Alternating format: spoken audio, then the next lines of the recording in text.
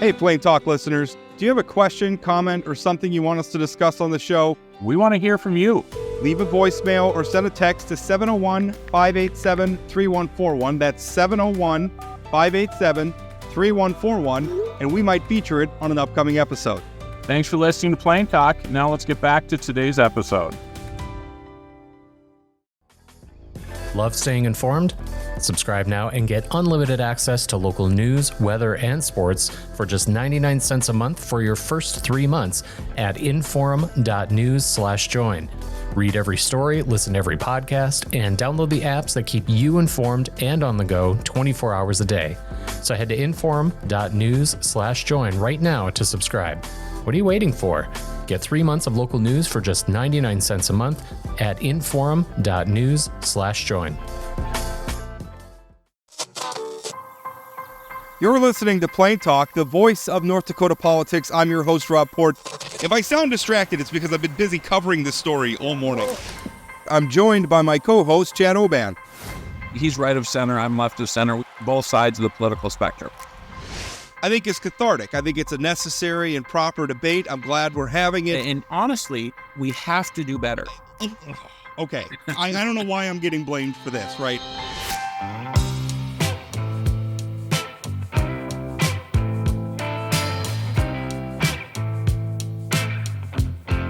Boy, was that a night.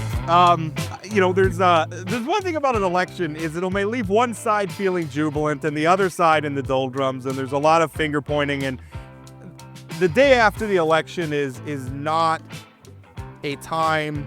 A lot of people say a lot of things, right? Like the losing side will say, well, we got to change direction, we got to find new arguments or whatever, and usually they don't.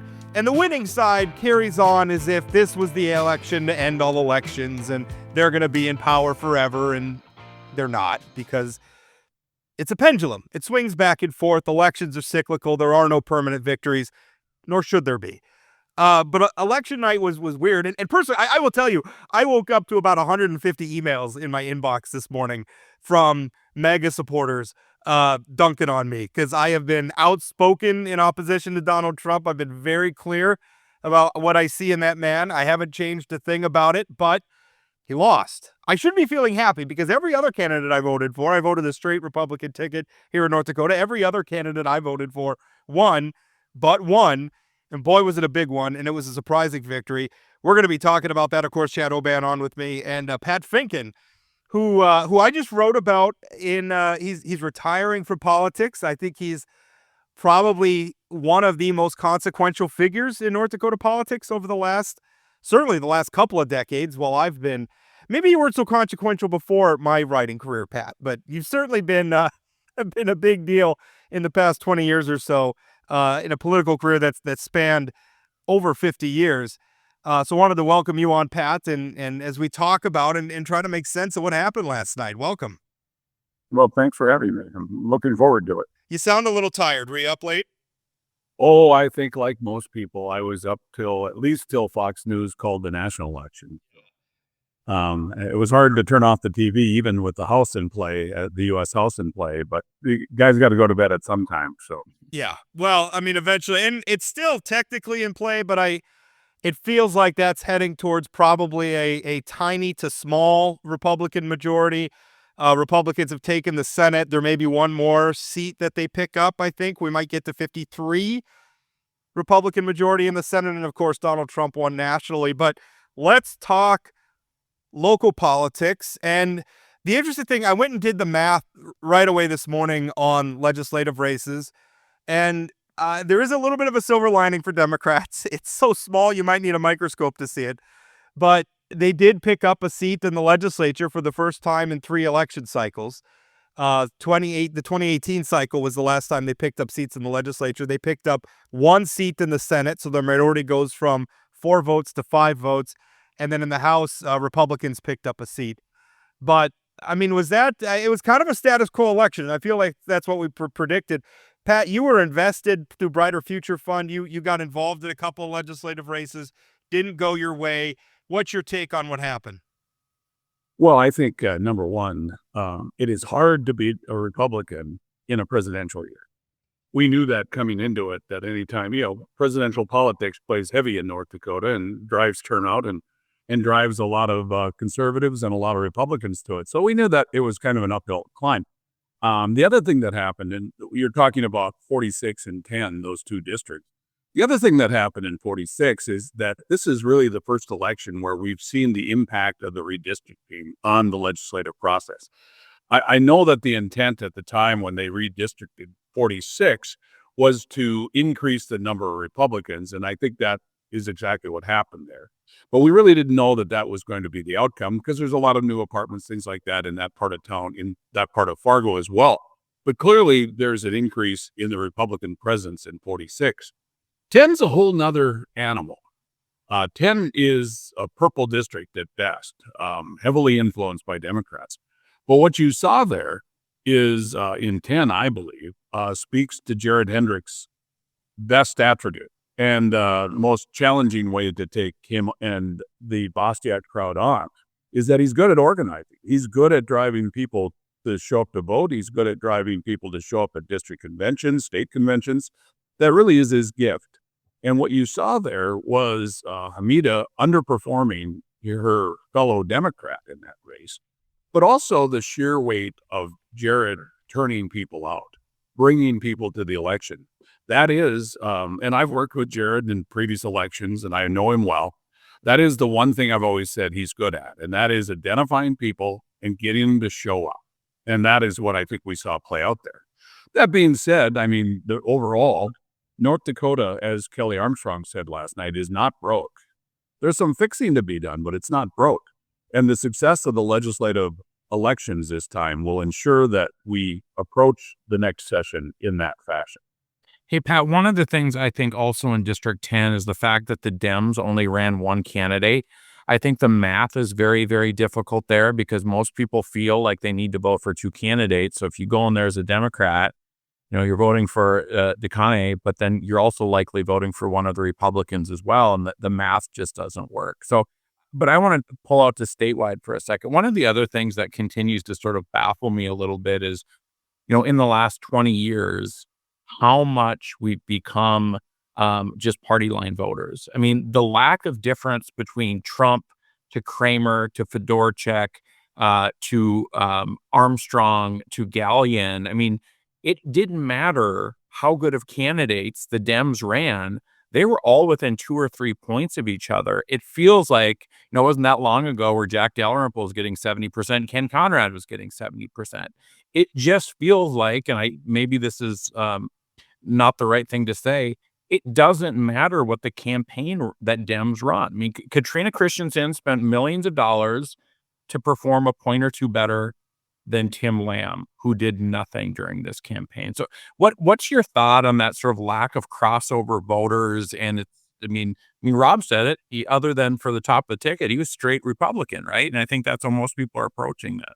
Well, I will tell you, the two things that come to mind is one, you have to, when you talk about the Kent Conrad, Byron Dorgan era versus today, there's a big difference between the Democrat Party of Bill Clinton than the Democrat Party of today. And ultimately, this whole discussion today revolves around that.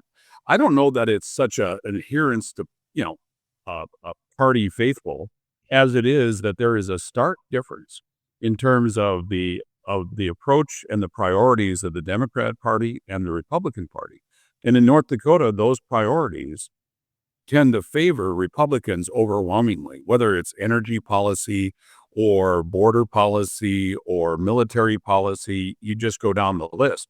And no matter how much, especially in the national elections, the Congress and the Senate, no matter how much you try to differentiate yourself from those policies, like Hammer tried to do, you're not going to escape the gravity of what the National Democrat Party stands for today. And that's why I think it's not just some blind faith, it's the reality of where the parties are and what they stand for in general that drive it.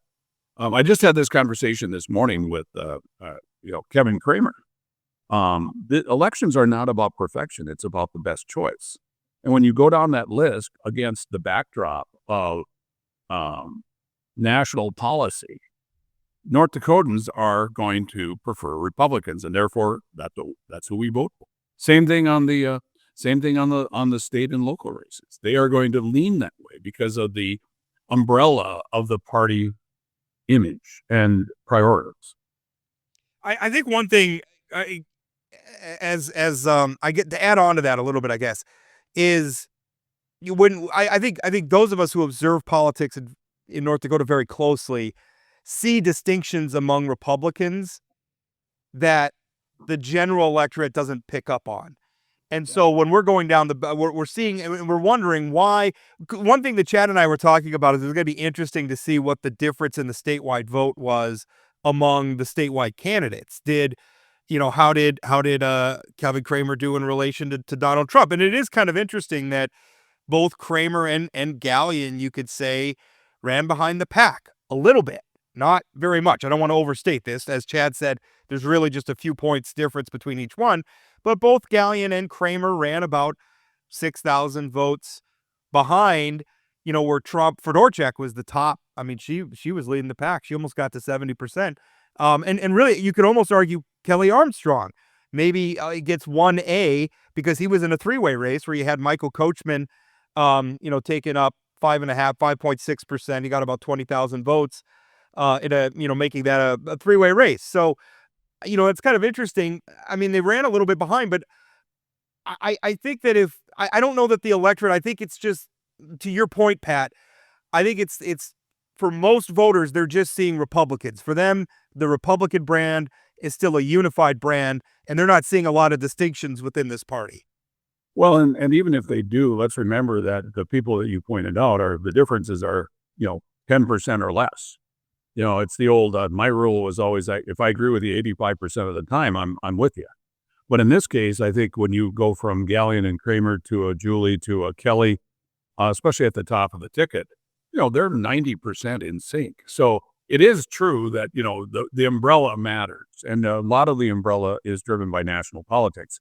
But they're also not that much difference from one legislator to the next, with the exception of a few folks. I take that back. There's more distinction in the legislature than there is in the statewide. But that's certainly, mostly they have the same views on this. And as a result, they will have the same appeal.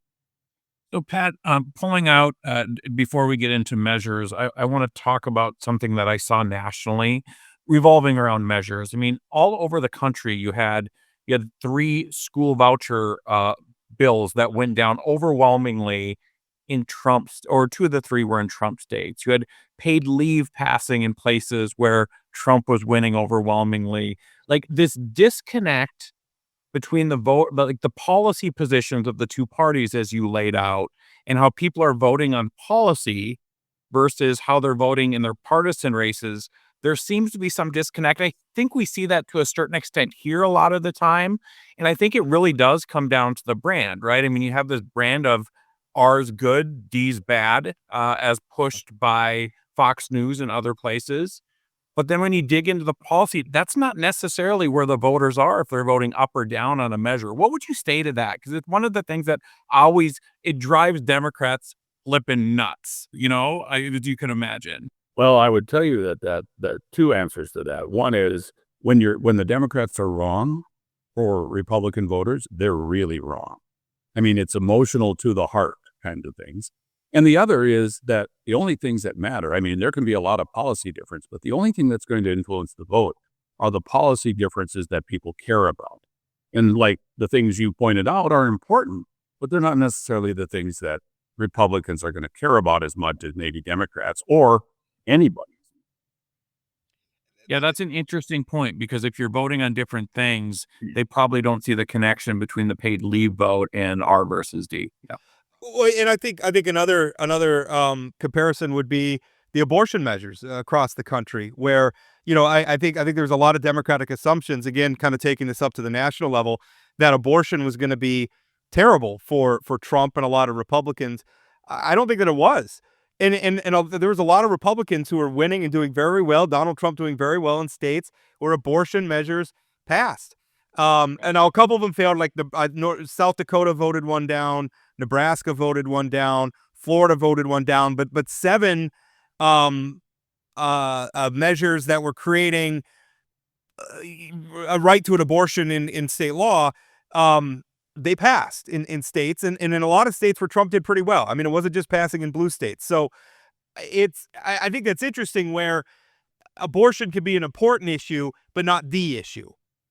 Well, and I think it's important too that, voters are not some monolithic movement, right? So, for those that abortion was the number one issue, I'm sure Trump did turn it.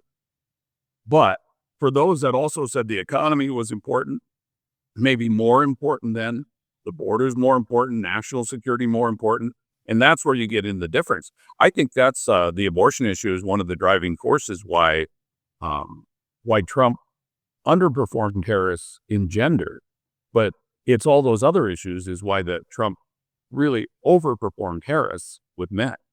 But there's a lot of those, simplistic kinds of explanation. Bottom line, though, is that the impact is driven by how important you think it is in contrast to everything else. And so, yeah, it's interesting, but in those states where he did well, there were more people that cared about the economy and national security, border security than abortion, and that's why he won in those states. Hey, Pat, bringing us back to North Dakota, you're successful in killing the buzz of North Dakotans this morning and defeating Measure 5 and pretty, more handily than I expected. It looked like Cass County and Grand Forks and Williams County voted yes, but it looked like across the board, everywhere else, it was defeated. Can you talk a little bit about, sort of how you saw that campaign? As you know, Rob and I both voted yes on that, but we've also both given you credit for articulating an exceptionally good message on why people should vote no. In fact, I went so far as to argue that if it passes next time, it may be because Pat Finken's retired. Well, you're too kind, but yes, I think the bottom line is that North Dakotans have always seen measures through a lens of common sense, right? I mean, if this was just blind best interest or what I wanted for myself, Measure 4 would have passed. But they have always been able to see through the hype and the pop culture and made good decisions. I mean, it's like why they voted to change the Constitution the way we label some of our institutions, but at the same time turned down an attempt to restrict constitutional measures. And I personally, for example, number 2, I believe that failed because it was too draconian in the way that it was approached, right?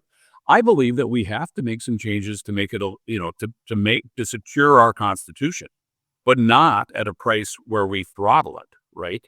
And so, I think, for example, Florida's got a 60% law, which I think is the perfect balance.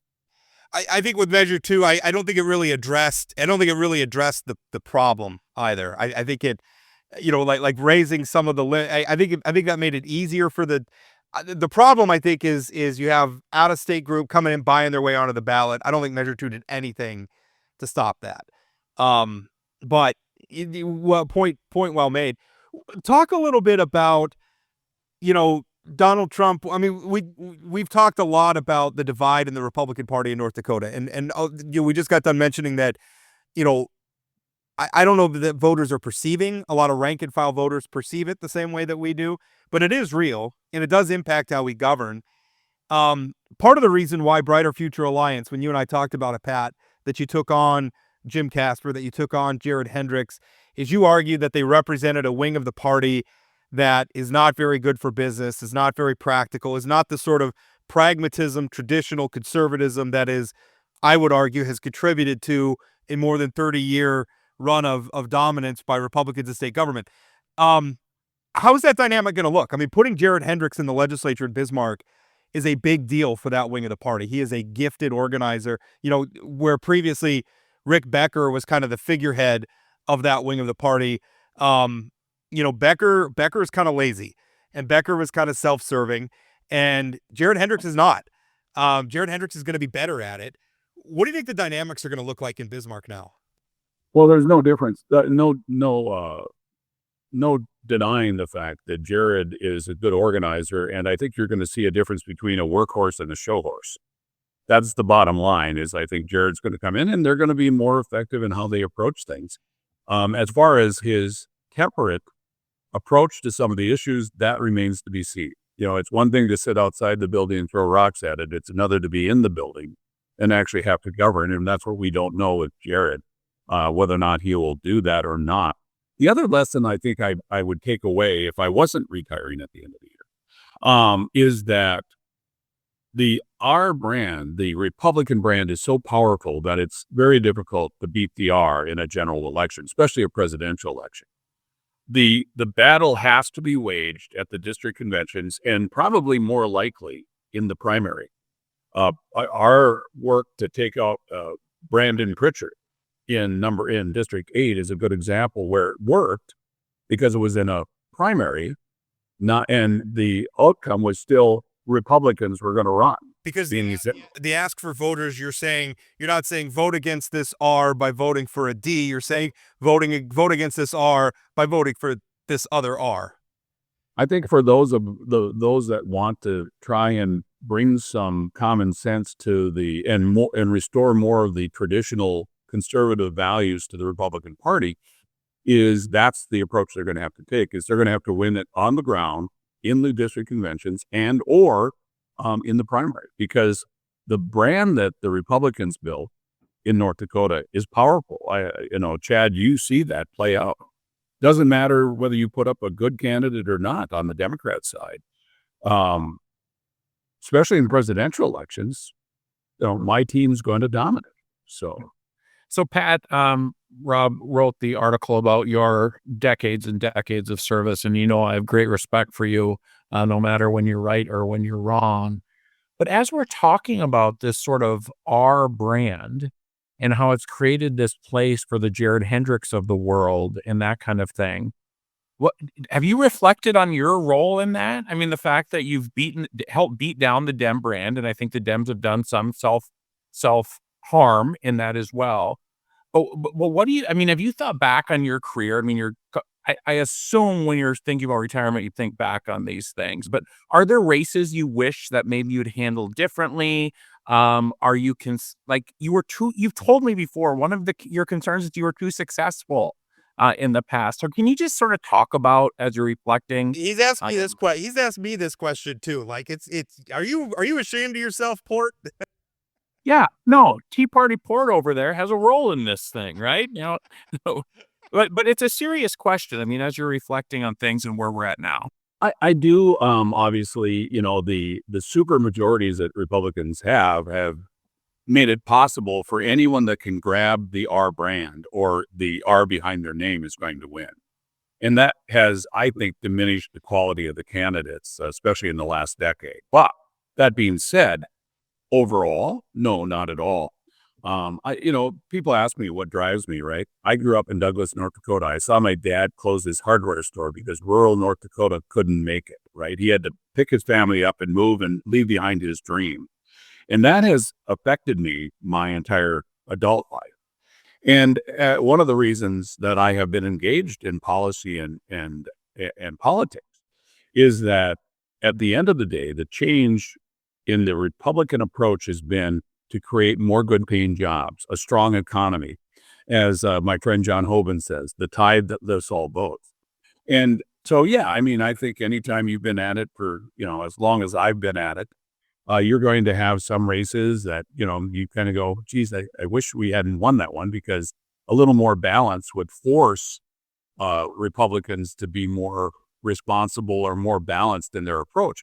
But overall, no, I think, and I may have had a small piece in this, but we've had a lot of good candidates run over the course of time, a lot of people who were very much driven by the economy and creating more good jobs. And I think that has been good for North Dakota and continues to be good for North Dakota today. Pat, I was trying to get you to say you shouldn't have worked against my wife in 2014. That's what I was trying to teach. She's one of the few that was able to beat you, though. Well, number one is I hope I don't have to face her ever again, because she is a formidable force all by herself. But that being said, that is one of the ones where, if I had to do it over again, I wouldn't have done that. But there's always that in life, right? You find that, I'm sure there are people that have supported, well, no, we won't get into personalities. I was going to bring up Will Gardner. There are a lot of people that supported Will Gardner who wish they didn't do that either. But that being said, you're going to do that. There are people that you guys have put up. Pat, amen. I mean, Yeah. one of the problems with working in politics is you get to know the candidate on your side and you get to know the negatives of the candidate. And so come election day, it's often like, what are we doing here? I know this person. Let's remember that I also came through an age when we weren't the dominant force. Democrats were, and Leslie Volonchenko's, and you just tick down that list of, will a warm body please take this spot? So yeah, there's going to be lots of those regrets along the way, but I do believe overall the vision, and as evidenced by the top of the ticket here with Kelly and Kevin and Julie and John, I think we have largely a party who gets it, that we have to be the party of economic opportunity and growth. Let's talk a little bit. Let's do a little fun speculation about. We saw our current governor um, really invest a lot of time and energy and money into getting into Donald Trump's inner circle. And there's always a question when it comes to Trump of who's really in the inner circle and who's not, because it's the Hunger Games over there, it seems like. But obviously Trump won, and Doug Burgum's in a position to maybe hold an office of prominence. And that is one big question I am getting all sorts of texts from people today is, what do you think, where do you think Burgum's going to be in the Trump cabinet? So let me ask that question to you, Pat. Where do you think, if anywhere? Well, I think Doug is interested in a position, but one that furthers his efforts to someday be the Republican candidate for president. And I think that's an important distinction because not all cabinet positions are created equal, right? At the end of the day, he may take it just because some cabinet position because it serves the president and serves his home state. But at the end of the day, I think he's going to be wanting to have a role that's more prominent and more likely to succeed in helping him get the nomination. Because remember, we'll go through this again in 4 years, right? And at the end of that time, so Secretary of State probably is the role that I think Doug wants most.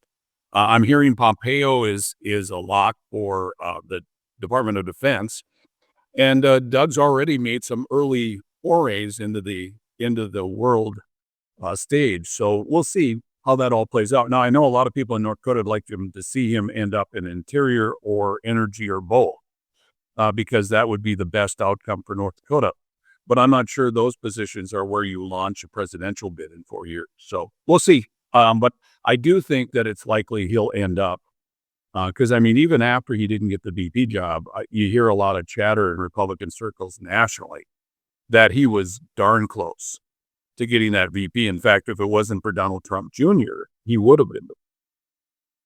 Yeah, I think what's interesting, about the presidential race, and as I was seeing exit polls come in, the fundamentals working against Kamala Harris, ultimately, from my perspective, is why she lost this race. I mean, she may not have had a chance with how people were feeling about the economy and those. We're really talking about elections at the margins, but everything. If it wasn't for Donald Trump, this race would not have been close. This would have been a blowout. Do you agree with that? Do you think the fundamentals here were just so difficult for her because of people's anger towards Biden and what they're feeling in terms of the economy? I absolutely. I think that also then she spent an awful lot of time going after Trump instead of talking about her vision for the economy. I think that was a tactical or a strategic mistake on her behalf. Not that I'm sorry she made it, but the bottom line is that I do think that Republicans had tailwinds in this election because of what's going on, and not just the economy. Especially in the center of the country, the Democrat positions on social issues were also going to work against them because they are seen by a lot of us, especially in the Midwest, as extreme. So you take the economy, the border, national security, which what's going on in the world today. Those are all, any one of those could derail a national candidate for president, but they were all present.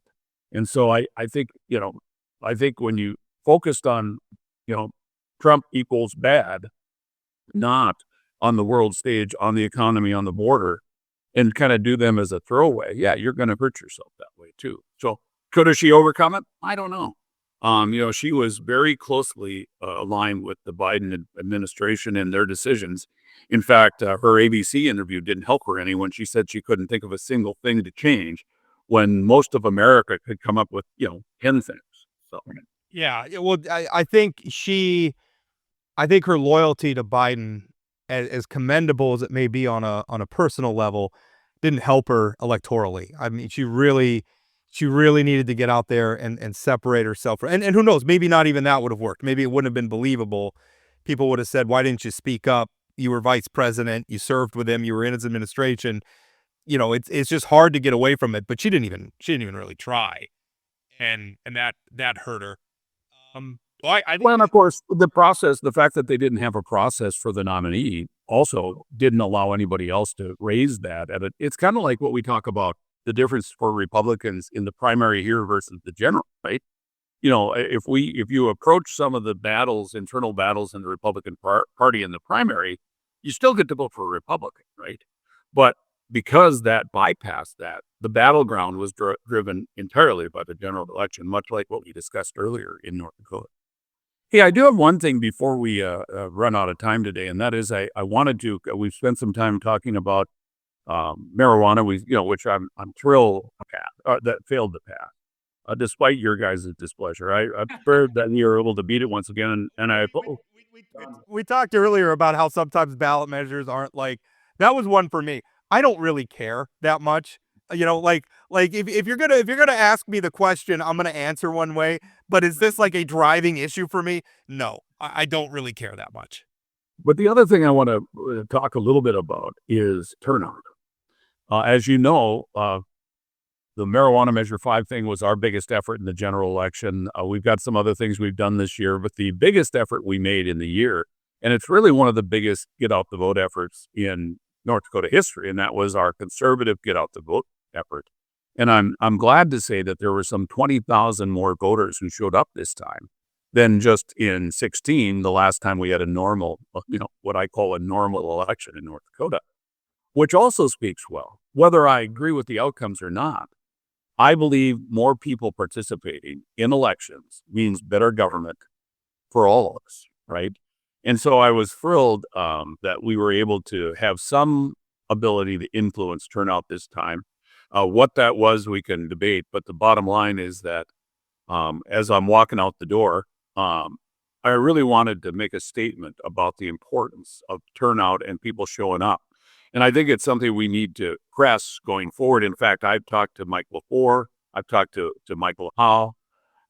The state needs to provide resources to facilitate education to voters, not partisan education, but general education about the need to vote, the importance of voting, and facilitating that voting action. I just think that that's something we need to do. But it is, in many ways, I believe, the most important thing that we did this time and a very important element going forward. I know that we've done, and we got to close the interview there. I know that we have done, particularly after Democrats accused North Dakota Republicans of trying to suppress Native American votes with voter ID laws and everything, which I, to this day, maintain was bunk. But that being said, Hey, we ratcheted up turnout on reservations that election. yeah, and Heidi Heitkamp still lost, handily. But one thing that has happened since is they're starting, and I think we need to be more intentional about it.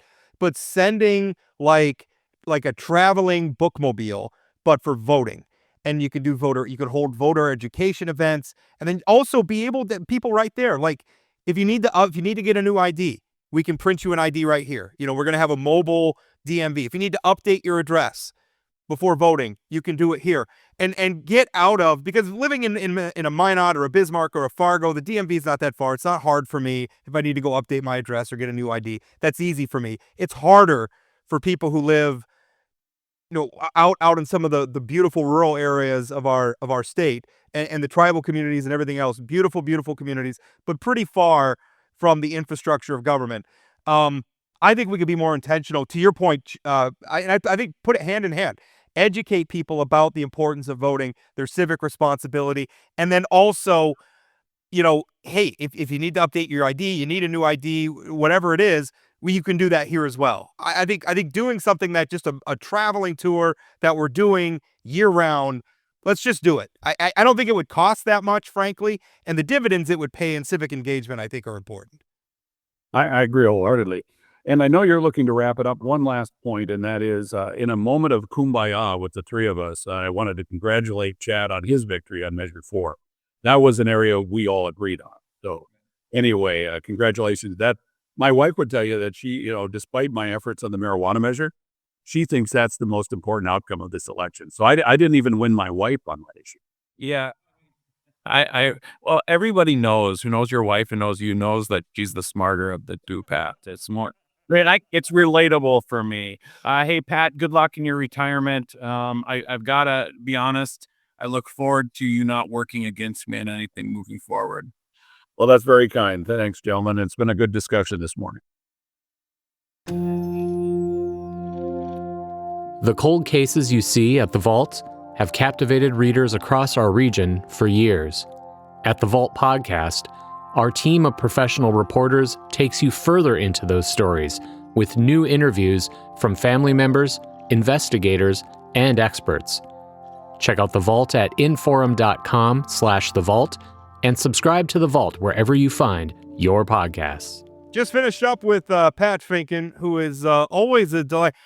People love to hate Pat Finken, much like people love to hate the New York Yankees, because everyone hates a winner.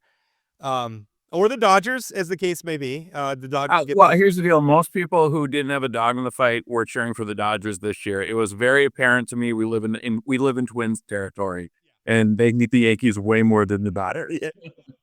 And for good reason. It's the Yankees should probably be on a list or something for what they've done to the Twins over the years. Yeah. All right. So that election, I think one of the most, we talked a little bit about like voter ID and Democrat claim. I mean, sort of the old conventional wisdom about how high turnout elections are not good for Republicans. I don't know if that's true anymore, Chad. Looking at that election that just happened, Donald Trump not just won the popular vote, the first Republican candidate to do so since George W. Bush in 2004. He won the Electoral College, obviously, but he also expanded his coalition. I mean, he ate into the minority votes. I mean, places that were, odds on, and let's be clear, Kamala Harris still won them. She still won the Hispanic vote, but narrowly. She still won the black vote, but Trump ate into it. It's a lot of the things that the Democrats have been saying about Republicans they're just not true of this coalition right now. I don't know how, when you're calling Trump, racist and anti-Semitic, and I've said a lot of things. I thought that calling him Hitler and stuff, Trump was just over the top and unhelpful. But I mean, you're looking at it. Somehow Donald Trump has built a coalition that includes Holocaust deniers, and also like he's going to deport everybody, but he's also got a strong Hispanic vote. He's got a comedian who's saying Puerto Rico's garbage, but also Puerto Ricans are voting for him. I think it really speaks to. I think a lot of the vote almost wasn't about Trump so much as it kind of was about the issues. Yeah, so the first thing I'd say is one of the people who called him Hitler was J.D. Vance. So, he referred to him as America's Hitler. So not just the Dems calling him Hitler, also his running mate. That's fair. Yeah, so I think this election was more about Kamala Harris and Joe Biden than it was about Donald Trump. And it's shocking with sort of how he sucks the oxygen out of everything. But I still think that the stuff I've been reading on people's opinion about the economy and are their lives better now than they were 4 years ago, those fundamentals, and with her and maybe somebody who wasn't the vice president for Joe Biden could have gotten around that a little bit. But the more I read about the fundamentals of this thing, it was super, super uphill for her to be able to do this. And again, I don't know that these sort of marginal increases for Trump in the Hispanic community, among black males, among young males, was as much about voting for him as voting against or wanting something different than what we have right now. And again, I will tell you, like I said to Pat, if Donald Trump wasn't the nominee, we would have been done by 9:00 last night because a Republican would have won that easily. And so I hope people don't. And again, this was a historically close election again. I mean, they're always so close. people are going to overreact because she underperformed by a point or two. It feels like a landslide. It feels like a landslide because he won the popular vote. It was decisive. I mean, there's no. He won every swing state. He won every swing. The blue wall completely collapsed. He did better than 2016 when he won, significantly better. It wasn't a landslide by. I mean, it wasn't Reagan it wasn't Ronald Reagan in 1984. But it feels like a big win because we've been so divided. Everybody was saying, oh, it's going to be close. We're maybe not going to find out for a week. No. I mean, when you look at the race could have been called a lot earlier than it was too. And and people are being cautious, and I don't want to be critical of people for being cautious, but I mean, for me, the writing was on the wall by about 9:30. I mean, yeah. So I was driving home from the Measure 4 election night gathering. And by the time I got home, it was probably 9:30, 9:45. In my head, it was over. I was looking at the Pennsylvania numbers, and she's down 250,000, and they're saying, well, there's still 50,000 out in Philadelphia. Well, okay, so she loses by 150,000 votes instead of, it just didn't add up. And you can even see some of the commentators who lean left who are sort of trying to figure out how to make the math work. And then at one point on MSNBC, they're all like, listen, the numbers aren't there. It is not going to. I remember watching John King and Jake Tapper. They were on CNN standing in front of the map. And like, I think it was Georgia. And I think Trump's lead was like 160,000. And they were talking about one of the counties that were coming in late. And she's like, well, and they were talking to a correspondent. She's like, well, I just talked to the Secretary of State. They said there's about 100,000 votes out. And both Tapper and King are kind of looking at each other like, well, then why are we calling this? Even if she gets every one of those 100,000 votes, he's going to still win by 60,000 votes. Right. So I mean, there was a lot of, I think, disbelief. I think also we can't overlook, and this is the problem is when we talk about it, everybody wants to sort of hone in on, a unifying theory for why it happened. And the truth is there's a lot of variables. There's a lot of reasons why people vote the way they do. I think what you just said is a part of it. I think Kamala might have done better if she'd run away from Joe Biden, but there may not have ever been a path for her associated. I mean, Joe Biden really should not have run again. Well, yeah. Well, but Rob, I would also say, I mean, we're seeing it across the world of incumbents who are coming out of, the COVID stuff and the economy and inflation and all that stuff, where people everywhere in the world are mad at their incumbents. And so, he was president at a bad time where people were going to get angry about it. And the opposition party wins in those positions, those times. I think there's also a cultural backlash going on. And I will tell you, I am not very sympathetic to the MAGA movement, but the anger about this is something that I feel and that I understand. And it may be hard to convey it to somebody who is a Democrat and maybe sort of culturally aligns with the celebrities and everything. And not perfectly, but it's so many of our cultural institutions in America are very, very left-wing. And I'm talking about academia.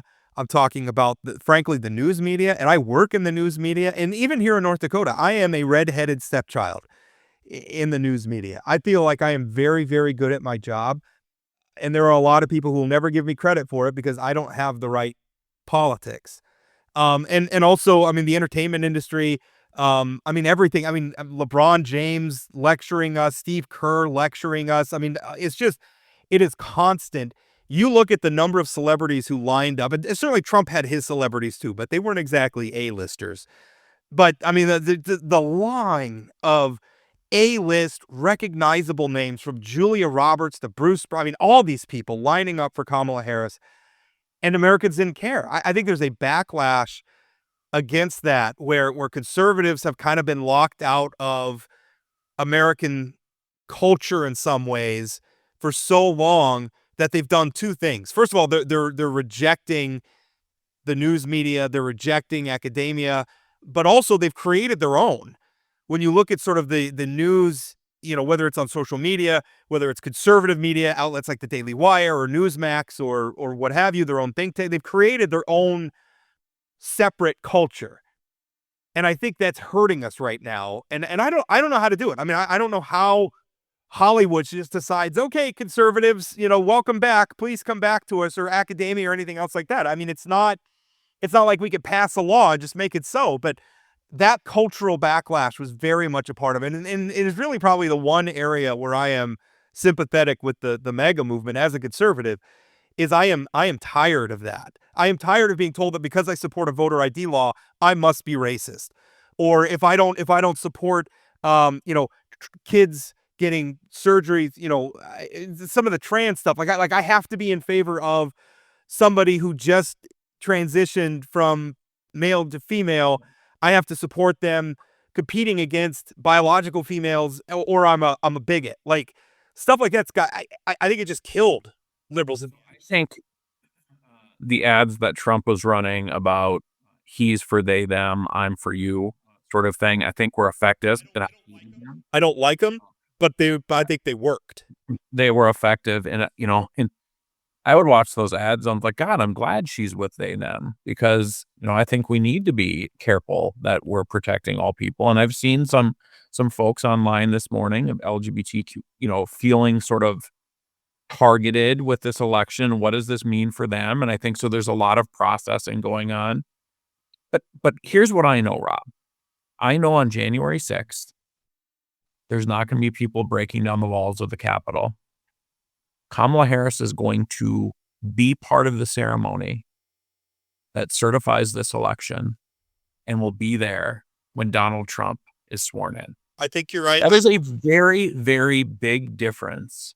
And part of me is like, we can't go down to the least common denominator, but people have to recognize this difference. They have to recognize that Donald Trump was not acting presidential over the last 6 months when he was pretending to perform oral sex on a microphone and some of the different childish things that he did that his supporters or that people who voted for him could see past because of policy.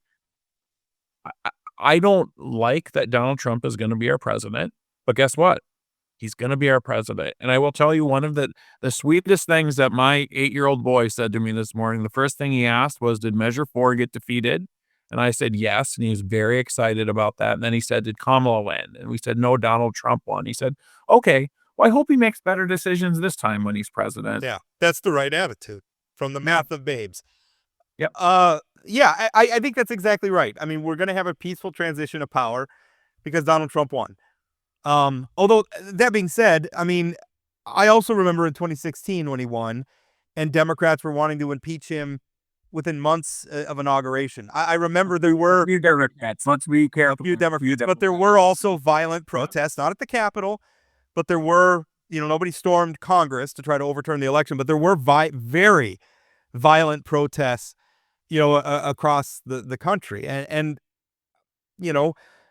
I hope that doesn't happen. I really think Republicans and Democrats need to commit themselves to accepting election outcomes.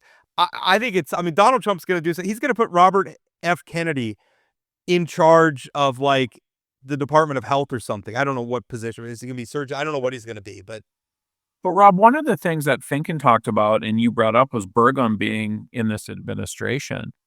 I'm not convinced that Doug Burgum being in the Trump administration is the best path for him to be the Republican nominee in 4 years. I'm not I know he's all in. He's going to want to be that, but I'm not so sure the next 4 years are going to be smooth sailing for the Republicans. The Republicans in 4 years might want somebody who's a little less connected to the Trump administration, that they might be looking for an outsider at that point. Yeah. I don't know. I mean, you could. What do you mean you can't tell the future? You can't tell what's going to happen in 4 years? I did predict that Trump was going to win. That was my call. You did. You did. And I just didn't. The Trump is bad stuff was not moving the needle. And it seemed like that was all that they were talking about. And as much as I believed it, he is bad. I'm not happy that he's president. I think he is not fit to be the president of the United States, despite what the voters had to say. So often the voters are wrong about things and they're wrong about this. But he is our president, and I will respect that. I'm going to treat him like any other president comes in. I'm going to criticize him when he's wrong and praise him when he's right.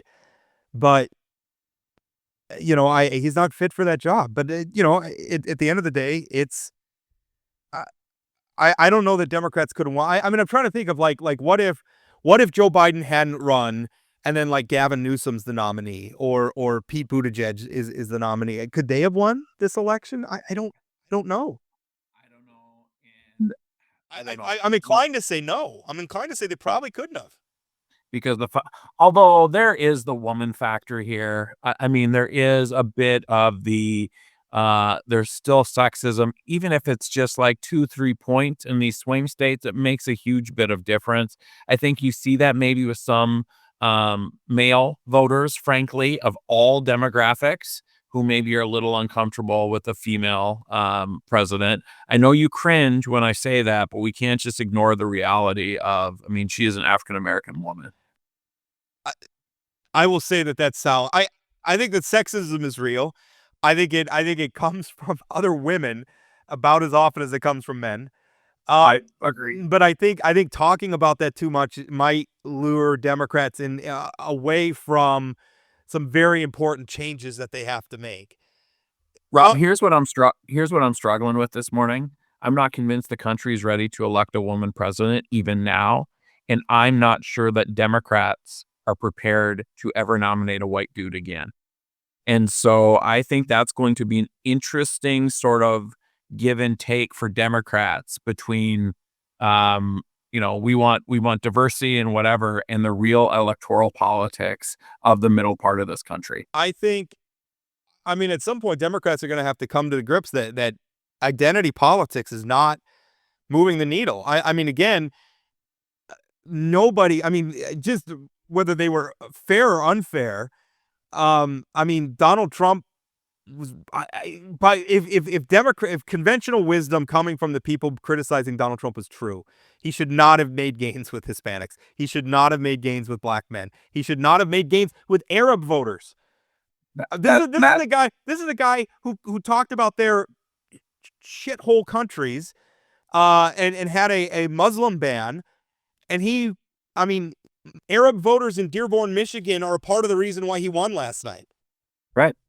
It's hard to understand. It's hard for me to understand that. But again, I think, like Finken said, people vote for a lot of different reasons. I think sometimes those folks are culturally conservative. So issues around transgender and abortion and some of those things. Which, by the way, I think probably came to a play in District 10 that we talked about with Jared Hendricks. I think a lot of those new American voters are deeply religious and very socially conservative. And, some of the fights that we had, those cultural war fights in the last legislative session that we've talked about so much, they probably were on the side of the Republicans on those. Yeah, I also just think the math problem. I mean, by not having two candidates, unless you're really running a Swantek and DeConne campaign together, Sort of. so, but not really that coordinated. But hey, I want to talk about something really quick before we run out of time. Measure 4 was defeated last night overwhelmingly.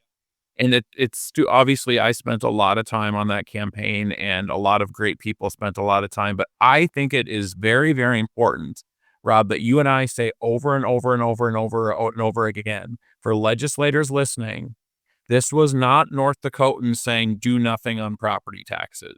This was North Dakotans saying this was not the right approach to property taxes, and that if something significant is not done on property taxes next session, we're going to be back here again. And it's not going to be likely that we're able to defeat it. And next time the abolishing price, it could be better crafted. It's probably not going to have an albatross around its neck called Rick Becker, who is a deeply unpopular figure statewide, and probably, peeled another 5-10. I don't think it wins without him, but it did worse probably than it needed to. And we got to remember, the last time this was on the ballot, it was closing in on 80% no. This time around, where did it end up? 63? Less than 70? I think 63 and a half, something like somewhere there. So just under 64%. That's not a trend. The voters want action on this, and we need something substantive. By the way, not just our legislators, our incoming governor, Kelly Armstrong, who I know, I mean, we've talked to him, and I know he's taking it serious. We're talking to him on Friday too, We're right? talking to him on Friday, but he has got to deliver on this.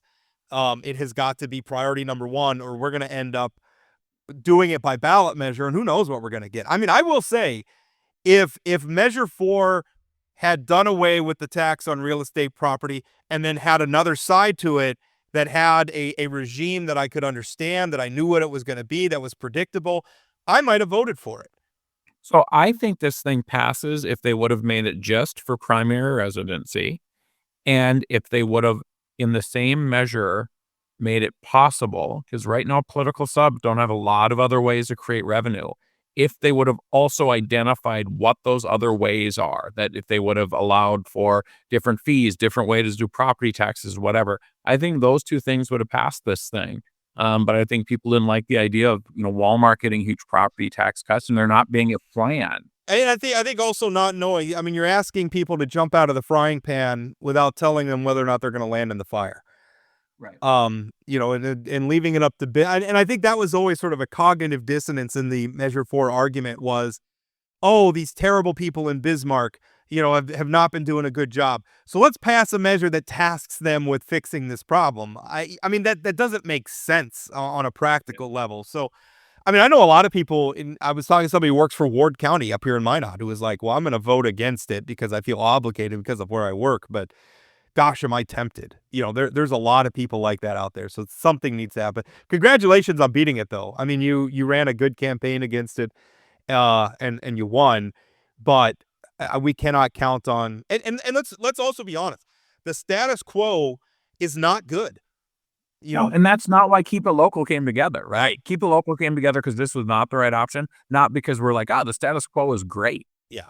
I don't know a lot of people who like the status quo. So something's got to give there. And everybody, including, by the way, local government organizations, Association of Counties, League of Cities, school boards, all of you had better gird your loins because something's going to happen and something needs to happen. That is the second time I've either read or heard gird your loins in the last 24 hours. So you want to know what the background of it is?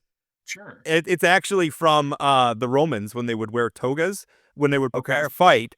There was always a chance of tripping on their robes, so they would tie their robes up around their waist or their loins. Interesting. Yeah, Tim Mathern said it on Facebook. Yeah, I'm like, geez. Girding. They're girding what girding means is basically like gather up. So they're just been gathering up their robes. That's what it means. It sounds kind of dirty a little bit, but yeah, it does. Anytime you hear loins, if you're not talking about pork loins, it sounds a little dirty. Anyway, that I appreciate the little bit of a lesson. We're teaching the people the things after the day after. I could do a whole podcast just on like idioms and etymology of like words and why we say things. I love it. It fascinates me. I look forward to the next time Corey Mock is guest hosting that you guys have that show. Oh, I may need to start a separate podcast for that, just to indulge my fascination with these things. I am looking. I have another 232 emails from mega supporters right now. See, that's weird to me, right? I mean, that is, I mean, and you're obviously, we're out there and whatever talked about this, but it's sort of like when you and I talked about like people texting you about the Yankees losing, or, so I have something that I care about, something bad happened. So you're just going to it's a weird sort of desire. When the Dodgers beat the Yankees, I didn't have a desire to rub it in your face. What? I have text messages to the contrary, my sir. Good. So listen, not the night of. Not the night of. You did. I let you grieve for a good 12 hours. For 8 hours. Whatever. Right. In sports, I get it. Elections are whatever. I mean, people probably say I've taken victory laps or what have you, but I don't typically like text the people and rub it in their face. But I was very outspoken about Donald Trump. And by the way, stand by everything I wrote about him. I don't think I'm wrong about the guy. But Rob will be your president. On January 20th, will he be your president? When he's inaugurated, he will be. He's my president-elect right now. That's he won fair and square. It wasn't a cheat. I'm not going to organize a Stop the Steal rally. I'm not gonna make excuses. And that, by the way, is the way democracy is supposed to function. It's probably why I reacted a little bit, even though I don't think your point about sexism among the electorate is necessarily unfair. Um, that being said, I think it's a mistake to dwell on things like that. It sounds, it smacks a little bit of excuse making. Like there's some real, and not that I'm accusing you of that. I think it's a real factor. It's just, we've got to be real about these things. You have to learn from elections. You can't just keep doing the same thing over and over again and expect to win. So, here. Well, this is the first time where I think I've like the morning after a presidential election in a long time, like you said, since probably George Bush, that this was a bit of a wave election for Republicans in a presidential year. It's been a while since that's happened. I mean, he won the popular vote, or likely to win the popular vote. The Senate, overwhelmingly, House is likely going to be Republican. That I didn't hear a lot of people predicting that scenario. I heard people saying Trump will win, but we'll have a Democrat House, so therefore there'll be split government. I mean, the two chambers are still going to be pretty close, so I don't think it's going to be some craziness going on out there. But it's just a good night for Republicans across this country. Can I also put in an endorsement of the filibuster at this point? Um, I just my Democratic friends, when I was hearing for years how the filibuster was terrible and it was anti-democratic. It was one of the first votes Heidi Heitkamp took when she came in to start getting rid of it and start chipping away at it. And Harry Reid tried to get away with it. It's looking pretty important now, isn't it? Don't put that on me. I'm not putting it on you per se, but I just want to say sometimes the anti-democratic institutions in the American system of government are important, and we chip away at them, we erode at them I am, because one of the things about my daughter was very scared about Donald Trump, and some of it is, I mean, she's in high school. It's, they're a little worked up, and, so I was talking her through some of it. And one of the things I was talking about was the importance of checks and balances in the American system of government. We distribute the power. I mean, don't get me wrong. The president's got a lot of power, but as a conservative, I've always supported, like, I don't like governing by executive orders. I didn't like when George W. Bush did it. I didn't like it when Barack Obama did it. I didn't like it when Donald Trump did it. I didn't like it when Joe Biden did it. It's wrong. I don't like when Congress sort of abdicates its responsibilities and punts things over to the courts by writing vague laws. I don't. The power of these institutions is important, and the checks and balances are the protection we have against electing a demagogue. I do think it's a little scary that we're probably going to have Donald Trump and a unified Republican Congress, but one of the checks and balances are things like and by the way, a Supreme Court that just set a precedent that grants the president of the United States almost like unlimited criminal immunity for official duty. Listen, man, I need you to stop talking. I'm trying to get through the grieving period now, and now you're reminding me of things that are scaring the living hell out of me. So is this what you told your daughter, that he has complete immunity in the White House? No, that's how you calmed her fears? I didn't mention that. No. Hopefully she's not going to listen to this podcast. I'm in Eeyore, but I think to me, that's why I've always been a conservative, is being skeptical of these things. And this push to, it's such a mistake anytime somebody wins an election and then they assume we're always going to be in power. So we can do away with things like the filibuster so that we can get our policy victories in this moment. But I got to tell you, were some of your policy victories worth getting, eroding the filibuster now that Donald Trump's coming into office? I don't know that it was. And I kind of like that some of these things require a certain amount of buy-in from all sides. Like, hey, Democrats, you want to pass a gigantic healthcare bill? You're going to need some Republicans to play ball. And you're going to have to concede some things to them. That's how good policy's made. So anyway, the filibuster is looking pretty important right now, and it is going to be interesting to hear, especially now that a Republican won the popular vote again. People are going to be flip-flopping on the Electoral College. Is it bad or it's good? Which, by the way, was another thing I always thought was funny about Democrats hating on the Electoral College, but also talking endlessly about the blue wall and how it was protecting them. I don't see how the Electoral College every time we talk about the blue wall as Democrats, the blue wall is failing. I mean, 2016 and 2024, blue wall comes crashing down. Maybe you're just going to have to appeal to more voters in more parts of the country. I think that's easier said than done, but Listen, that's Rob, you and I are both old enough to know, remember in Ohio and Florida, where the swing area is, right? I mean, the map does shift. It shifts slowly, but Ohio and Florida are no longer in play. Arizona and Georgia and North Carolina were supposed to be, were in play 4 years ago. They're in play this time. Texas has been supposedly in play for Democrats for, I think, 30 years now in a row.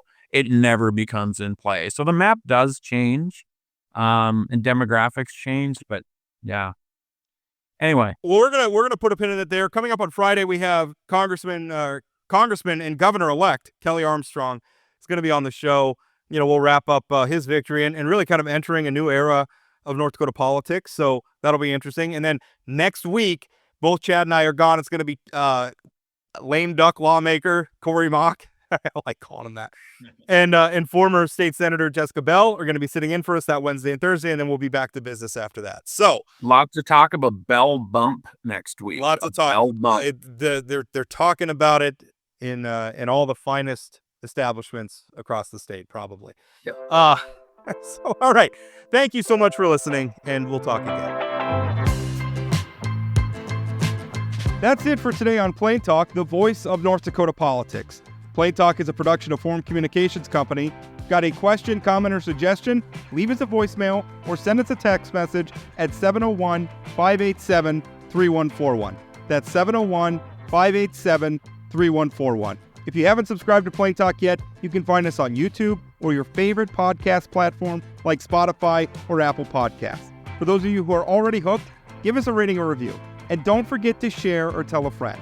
Special thanks to my co-host Chad Oban, and from myself and everyone at Plain Talk, thanks for listening.